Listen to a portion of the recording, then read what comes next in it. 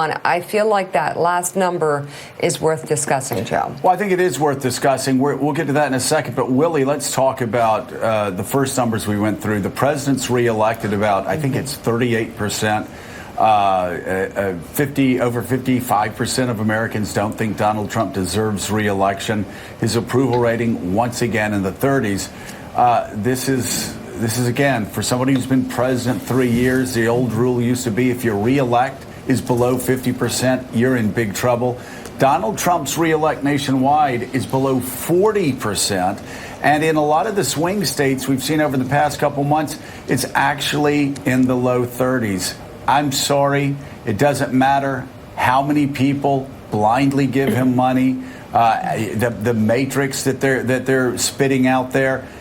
When you have numbers like that, it reminds me of Brit Hume's famous saying, you know what, you can have all the dog food commercials you want, but if the dog doesn't eat the food, you're out of luck. Right.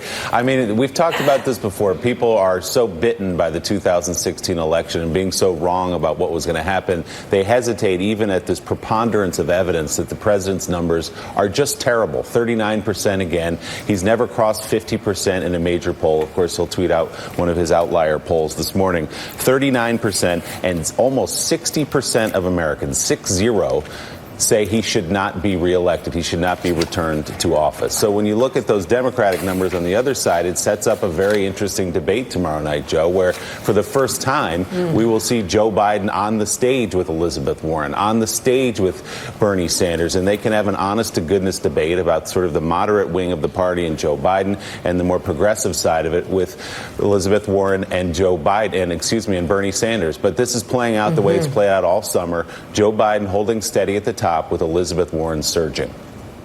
You know, Mike Barnicle, you talk to Democrats, and I know you do as well. We all do.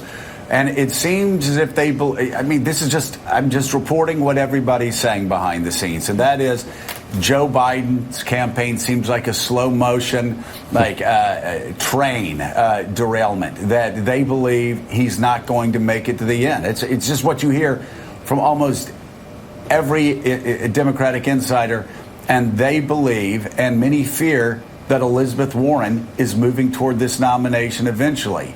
If that, in fact, is the case, those New Hampshire numbers, it's only one poll, but those New Hampshire numbers in the head-to-head matchup with Trump actually underline something that I hear from Democrats, a growing fear that she's running a strong campaign but will not be a strong general election candidate. And here you see even Andrew Yang handily defeats Donald Trump. Hey, Donald Trump, you're getting pounded by Andrew Yang. He's promising to give people like whatever they want, and you're losing to him. You want $5,000? Okay, I get you $5,000. You want $10,000? Sure. No sweat, baby. You're losing to him.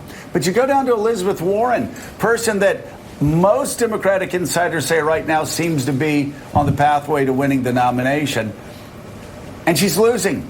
And she's a next-door neighbor. It's sort of like she's got the home field advantage. Can you explain that number? Yeah, let's stipulate first, Joe, that Elizabeth Warren has run an incredibly great campaign. Incredible.